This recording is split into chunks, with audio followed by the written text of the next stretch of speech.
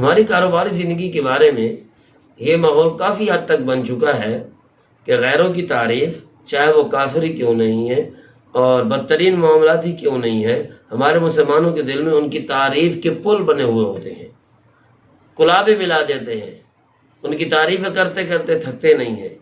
لیکن اپنے دین کے معاملے میں جب عمل ہی نہیں کرنا تو سب کچھ برا ہی لگنا ہے کہ جھوٹ کے بغیر تجارت نہیں ہے، سود کے بغیر تجارت نہیں۔ واللہ کے بندے، جھوٹ کے بغیر تجارت نہیں ہے، ادھر سے کافر کی تم تعریف کر رہے ہو کہ وہ جھوٹ نہیں بولتے، تو ان کی تجارت آگے بڑھ گئی تو تمہاری تجارت نیچے کیوں آتی ہے؟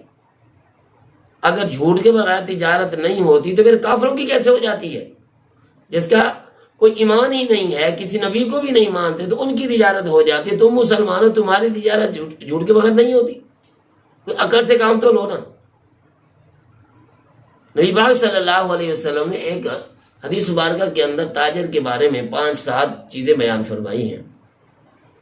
ایک تو وہ جھوٹ نہ بولے، وعدہ خلافی نہ کرے، یعنی کوشش کرے جو وعدہ کرے اس کو پورا کرنے کی کوشش کرے، اور اب اگر امانت اس کے پاس رکھی جائے تو اس میں خیانت بھی نہ کرے۔ کوئی سامان آدمی رکھ گیا ہے یا بھول گیا ہے تو اس کے اندر پھر یہ کہ خیانت بھی نہ کرے۔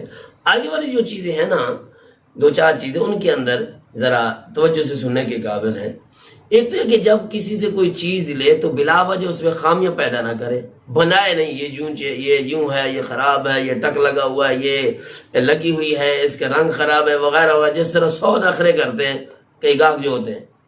اور اسی طرح جب تم بیچنے لگو تو تعریف کے اندر خواہ کا اضافہ کرنا، مبالغہ کرنا کہ بھائی یہ چیز بہت اچھی ہے، کہیں نہیں ملے گی، ہمارا ریٹ کم ہے، ہمارے ریٹ کا وہ کیا کہتے ہیں، اس کی گارنٹی ہے، پورے ملک کی گارنٹی، پورے شہر کی، پوری مارکیٹ کی، حتیٰ کہ دوسری دکان کی گارنٹی بھی آپ نہیں دے سکتے۔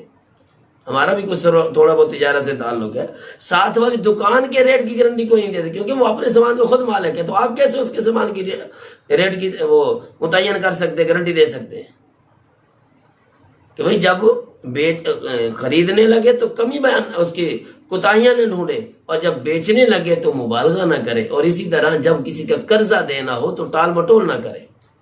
بطل الغنی ظلم، کہ جب تیرے پاس ہے تو پھر دے دو، خواہ مخواہ کا ٹال مٹول، اچھا آج نہیں کل دے دوں گا، کل نہیں پرسوں دے دوں گا، یار یہ کام ہے وہ کام ہے، وہاں ضرورت ہے وہاں ضرورت ہے۔